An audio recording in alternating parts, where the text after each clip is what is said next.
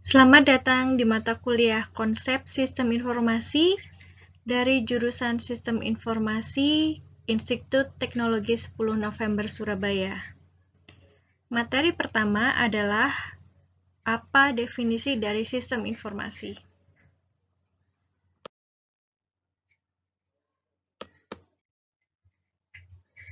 Hal pertama yang sering kita dengar ketika orang mengatakan sistem informasi adalah sesuatu yang berhubungan dengan komputer. Ya, itu tidak sepenuhnya salah. Tetapi faktanya kita sudah menggunakan sistem informasi bahkan sebelum terciptanya komputer. Contohnya yaitu mengirimkan sinyal tanda bahaya dengan asap. Jadi misalnya kalau kita terdampar di suatu pantai atau suatu hutan, maka kita biasanya diminta untuk membuat api unggun, lalu asapnya akan kita buat pola tertentu sehingga dapat menarik perhatian orang yang jauh letaknya untuk menyelamatkan kita berdasarkan pola asap yang sudah dibentuk tadi. Sama halnya dengan sandi Morse yang sudah kita pelajari di kegiatan pramuka. Sandi Morse dituliskan dengan titik dan garis. Namun, sandi Morse ini juga bisa dikonversi menjadi suara dengan bantuan peluit, yaitu tiupan pendek dan tiupan panjang. Sandi Morse ini juga bisa dikonversikan jadi gerakan bendera. Kenapa berbeda-beda? Karena memang tujuannya berbeda. Misalnya, untuk yang peluit digunakan untuk mengirim pesan di mana si penerima pesan bisa mendengar namun tidak bisa melihat. Misalnya karena jaraknya terlalu jauh sehingga dia tidak bisa melihat apakah itu titik atau garis. Sedangkan sandi Morse yang dikonversi menjadi gerakan bendera ditujukan untuk penerima pesan yang bisa melihat tapi tidak bisa mendengar. Misalnya dalam kondisi yang sangat bising, maka dia bisa menerima pesan dengan menerjemahkan sandi Morse yang digerakkan dengan bantuan bendera. Contoh penggunaan sistem informasi sebelum ditemukannya komputer juga salah satunya adalah planner atau agenda yang biasanya berupa buku dan di dalamnya terdapat space untuk menuliskan aktivitas setiap harinya, setiap minggunya, setiap bulannya. Buku agenda ini kadang-kadang juga berupa papan whiteboard yang bisa memfasilitasi beberapa orang dalam suatu organisasi untuk menjadwalkan bersama-sama. Misalnya, kalau untuk penggunaan zaman sekarang, whiteboard ini berupa Google Calendar. Nanti akan bisa menginvite beberapa orang dan menuliskan agendanya bersama-sama. Namun, untuk konteks zaman sekarang, yang dinamakan sistem informasi haruslah berkaitan dengan IT atau teknologi informasi. Mengapa? Karena sistem informasi adalah kombinasi dari people, hardware, software, jaringan komunikasi, data atau database, dan prosedur. IT meliputi hardware, software, network, database. Prosedur, yang dimaksud prosedur di sini adalah proses untuk menyimpan, mengambil, mengubah, dan menyebarkan. Menyebarkan apa? Menyebarkan data atau informasi di dalam suatu organisasi. Ini adalah definisi sistem informasi menurut O'Brien.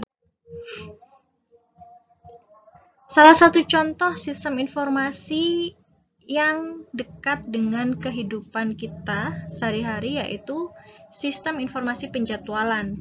Jadi ini adalah bentuk terkomputerisasinya dari buku agenda atau whiteboard yang memudahkan kita untuk melakukan collaborative planner, yaitu menjadwalkan aktivitas secara bersama-sama dalam suatu organisasi atau dalam suatu ruang lingkup yang telah disepakati sebelumnya. Misalnya, organisasi di sini adalah rumah tangga. Dalam satu rumah tangga terdapat 4 anggota keluarga, yaitu ayah, ibu, anak, dan bayi. Masing-masing anggota rumah tangga memiliki aktivitas yang berbeda-beda dan spesifik. Misalnya, ayah memiliki aktivitas rapat, bermain bulu tangkis, mengantar anak bermain ke taman. Lalu ibu memiliki aktivitas arisan, jadwal ke salon, mendampingi anak sekolah online, dan mengantar bayi untuk imunisasi. Anak memiliki aktivitas sekolah online, mengaji, dan bermain ke taman. Sedangkan aktivitas bayi yang perlu dijadwalkan dalam konteks ini adalah imunisasi.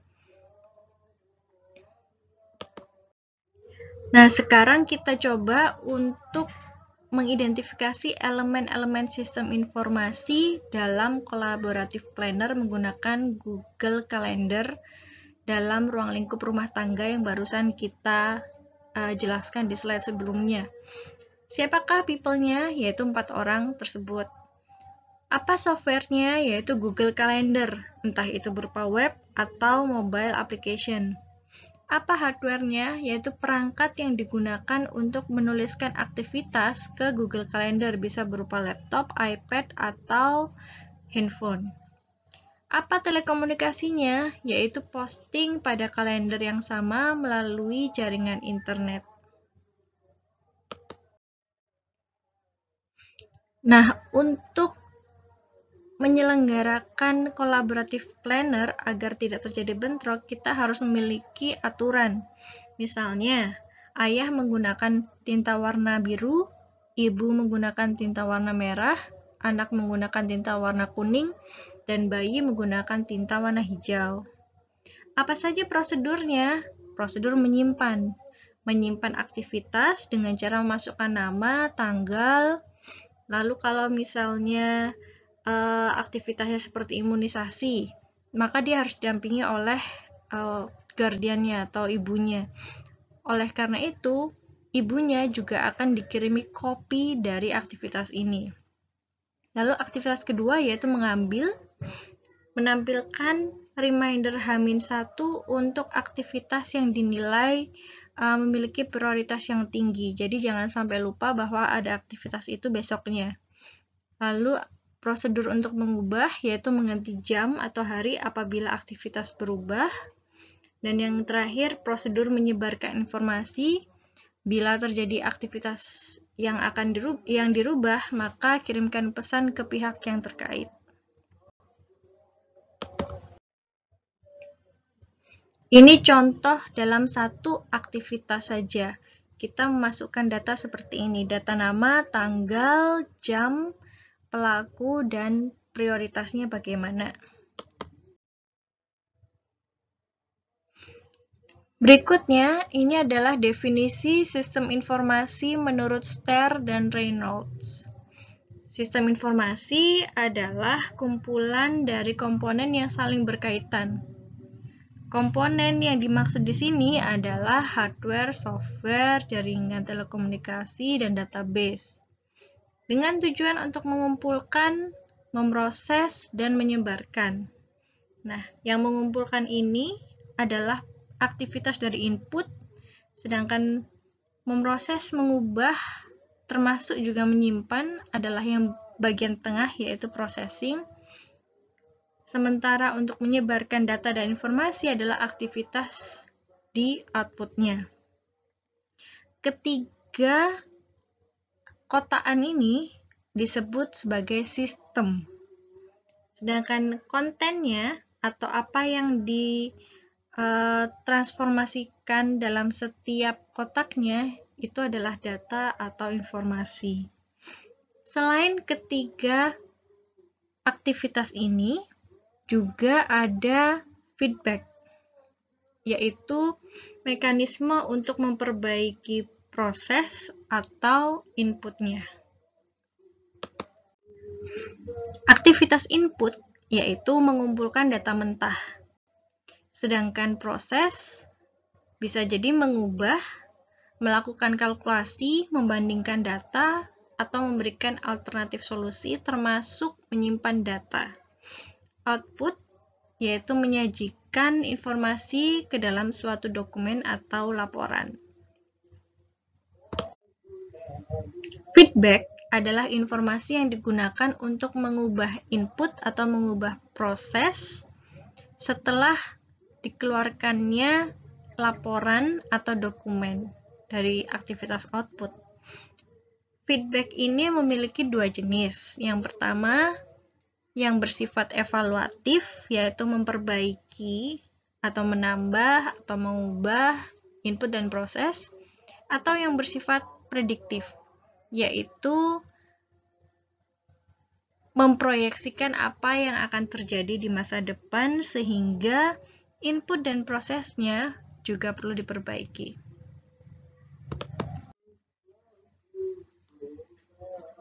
Contoh berikutnya yaitu sistem informasi perpustakaan. Kita semua pasti sudah pernah paling tidak mengunjungi perpustakaan satu kali, secara real, secara fisik. Ini adalah prosedur peminjaman buku dari sudut pandang mahasiswa atau dari sudut pandang si peminjam. Jadi mahasiswa mencari buku yang diinginkan, lalu kalau ketemu buku yang dicari, dia akan meminjam buku tersebut, dan dengan cara menyerahkan buku tersebut ke librariannya, lalu librariannya akan memberikan informasi ke mahasiswa, yaitu kapan buku harus dikembalikan. Kadang-kadang informasi tersebut juga ditambah dengan berapa denda yang harus kita bayar per hari apabila mengembalikannya terlambat. Itu dari sudut pandang si peminjam atau dalam konteksnya perpustakaan ITS, yaitu mahasiswanya. Dari sudut pandang petugas perpustakaannya, ketika ada mahasiswa yang membawa buku untuk diberikan ke mejanya untuk dipinjam, maka yang dilakukan adalah memasukkan data peminjam buku dan data buku yang dipinjam. Biasanya petugas akan meminta kartu perpustakaan kita untuk dicatat NRP dan namanya. Petugas kemudian mengidentifikasi jenis buku yang dipinjam. Biasanya buku itu terdapat leveling. Levelingnya digunakan untuk menentukan berapa durasi peminjaman yang diperbolehkan. Misalnya bukunya kopisnya banyak, misalnya levelnya berarti sekian, boleh dipinjam selama 7 hari. Tapi kalau kopisnya hanya sedikit, mungkin hanya maksimal dipinjam 3 hari. Dia, petugas perpustakaannya, harus mengidentifikasi dulu buku yang seperti apa yang dipinjam oleh si mahasiswa. Setelah tahu jenis bukunya, dia akan memberikan tanggal pengembaliannya dan menghitung satuan denda harian apabila buku dikembalikan terlambat. Kalau sudah dicatat semua, petugas akan memberikan buku kepada si peminjam, mahasiswa. Pada suatu hari, kepala perpustakaan ingin melakukan evaluasi buku apa saja yang sering terlambat dikembalikan oleh mahasiswa. Mungkin beliau ingin melihat buku-buku apa saja yang perlu ditambah kopisnya. Maka, apa yang dia butuhkan? Yang dia butuhkan adalah laporan. Laporan yang berisi buku-buku yang sering telat dikembalikan oleh mahasiswa. Bagaimana cara mencetak laporan tersebut? Kita membutuhkan input. Inputnya adalah data peminjaman buku yang dientrikan oleh petugas perpustakaan setiap ada transaksi peminjaman buku. Bagaimana prosesnya? Prosesnya, data-data tersebut difilter berdasarkan apakah buku tersebut dikembalikan terlambat atau tidak. Jadi misalnya buku A, durasi peminjamannya hanya 5 hari. Ternyata baru dikembalikan setelah 7 atau 8 hari. Jadi melebihi durasi yang diperbolehkan. Maka itu akan kita labeli sebagai terlambat dan dia akan ikut terjaring dalam laporan yang akan diberikan ke kepala perpustakaannya.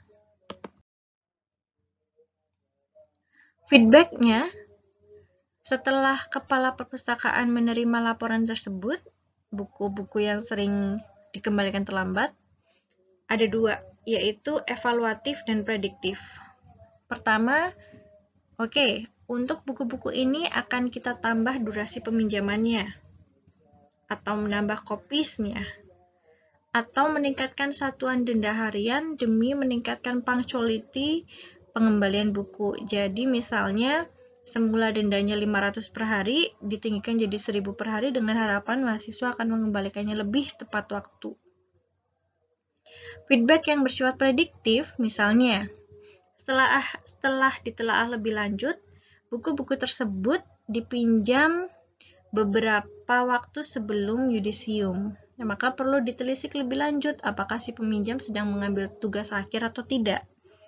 Kalau dia sedang mengambil tugas akhir dan kebetulan buku yang sedang dia pinjam itu adalah buku yang kritikal bagi tugas akhirnya, maka hanya dia saja yang ditambah durasi peminjamannya.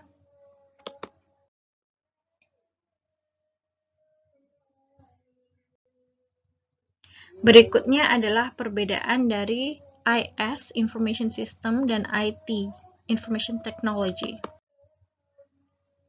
Dari segi definisi, IT adalah kajian, desain, implementasi, dan manajemen dari IS. IT di sini mencakup hardware, software, database, dan network. Sehingga IT adalah subset dari IS. Kenapa kok bisa subset? Karena ada people dan proses atau prosedur yang bukan merupakan komponen dari IT. Tapi komponennya IT masuk ke information system. Kalau dilihat dari segi praktis atau praktik di lapangan, lulusan sistem informasi yang bekerja sebagai profesional biasanya berfokus pada penggunaan teknologi dan sistem untuk mewujudkan tujuan bisnis dari organisasi. Jadi kita fokus pada penggunaan teknologinya dan sistemnya. Misal, penggunaan spreadsheet, menggunakan software spreadsheet untuk mengelola keuangan dari UKM. Bagaimana dengan lulusan IT? Lulusan IT bertujuan untuk mengembangkan fitur dari sistem komputer yang crucial bagi organisasi tersebut. Juga berfokus pada hardware dan software. Contoh, melakukan tuning pada sistem database agar bisa bekerja dengan optimal untuk mengelola data keuangan yang besar.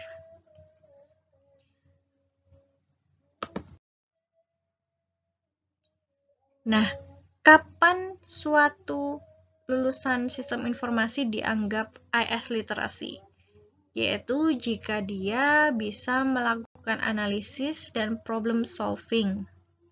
Ini menjadi output dari tugas akhir jurusan sistem informasi, yaitu kemampuan untuk solving problems. Kemudian dia memiliki skills organizational dan individual behavior. Jadi karena kita punya komponen people dan procedure atau proses, maka kita perlu berinteraksi dengan manajerial atau berinteraksi dengan individu lainnya untuk mendapatkan proses, prosedur, atau yang biasa kita sebut dengan proses bisnis. Dan skill yang ketiga adalah skill IT. Setelah kita mengenali permasalahannya, lalu kita mengetahui prosedur yang harusnya atau biasanya dilakukan, kita juga punya skill bagaimana cara implementasi IT untuk leverage atau untuk memudahkan kita menyelesaikan problem tersebut dengan proses bisnis tersebut. Sampailah kita di penghujung materi pertama ini, yaitu materi What is Information System. Dan hari ini kita telah membahas definisi sistem informasi, baik yang terkomputerisasi maupun yang tidak.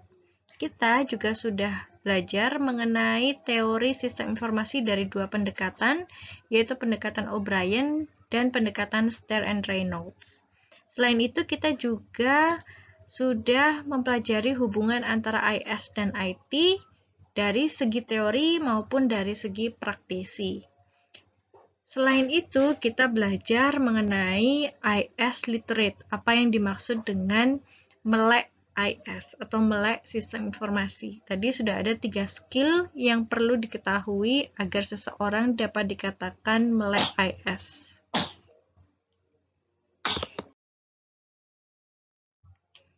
Materi berikutnya yaitu data dan informasi. Materi ini juga akan kita unggah di channel Departemen Sistem Informasi ini. Jadi, ikuti materi berikutnya untuk mendapatkan materi yang lengkap mengenai konsep sistem informasi. Ini adalah referensi yang digunakan dalam menulis PowerPoint ini. Terima kasih dan sampai jumpa di materi berikutnya.